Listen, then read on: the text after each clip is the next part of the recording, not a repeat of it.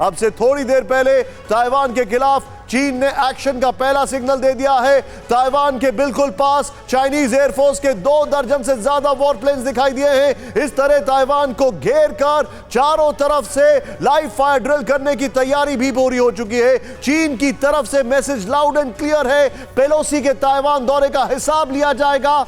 Experts का दावा है कि जिस तरह का सीन ताइवान में बन रहा है, जिस तरह का सीन ताइवान में बन रहा है, ठीक उसी तरह की तस्वीरें कुछ महीने पहले यूक्रेन वॉर को लेकर भी दिखाई दी थी। जो इसी वॉल पर इस पोजीशन पे खड़े होकर मैं और आशीष कल आपसे बात कर रहे थे, यानी रूस और यूक्रेन वॉर वाली टेम्पलेट, चीन वर्सेस यूक्रेन वॉर, अब जो वॉर था उसके कन्फ्लिक्ट में भी फॉलो होती दिखाई दे रही है।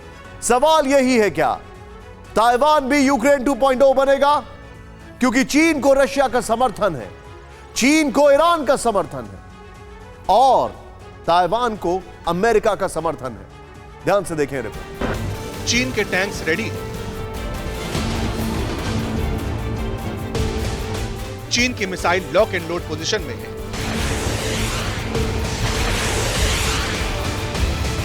ड्रैगन की एयर पावर एक्टिव मोड में है। चाइनीज पीएलए के एयरक्राफ्ट कैरियर भी पोजीशन ले चुके हैं।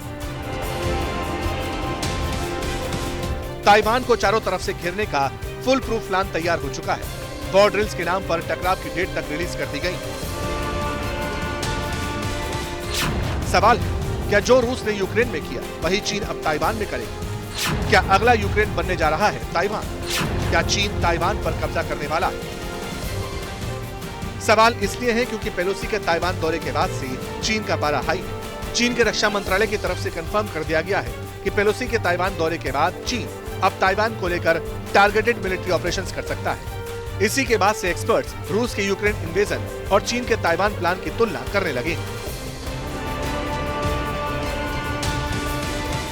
आपको याद होगा 24 फरवरी 2022 को पुतिन ने यूक्रेन के खिलाफ स्पेशल मिलिट्री ऑपरेशन चलाने का ऑर्डर दिया था।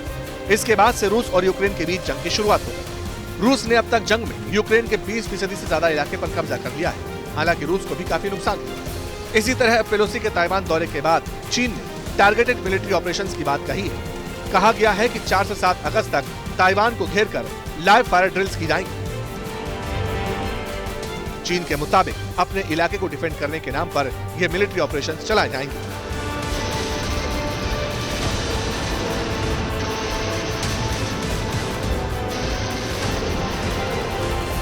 यूक्रेन के खिलाफ स्पेशल मिलिट्री ऑपरेशंस के नाम पर रूस ने अपने ग्राउंड ट्रूप्स के साथ साथ नेवी की फ्लीट को भी एक्टिव किया था। एक वक्त पर तो ब्लैक सी में रूस के 30 वॉरशिप्स मौजूद थे।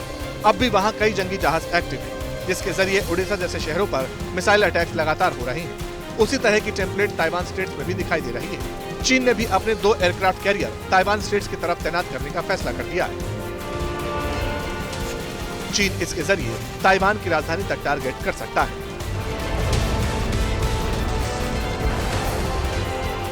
बीते 5 महीने से रूस की आर्टिलरी ने यूक्रेन में जमकर तबाही मचाई है। खासकर लड़ाई के सेकेंड हाफ में डोनबास में टैंक्स और आर्मर्ड व्हीकल्स ने यूक्रेन को बैकफुट पर ला दिया।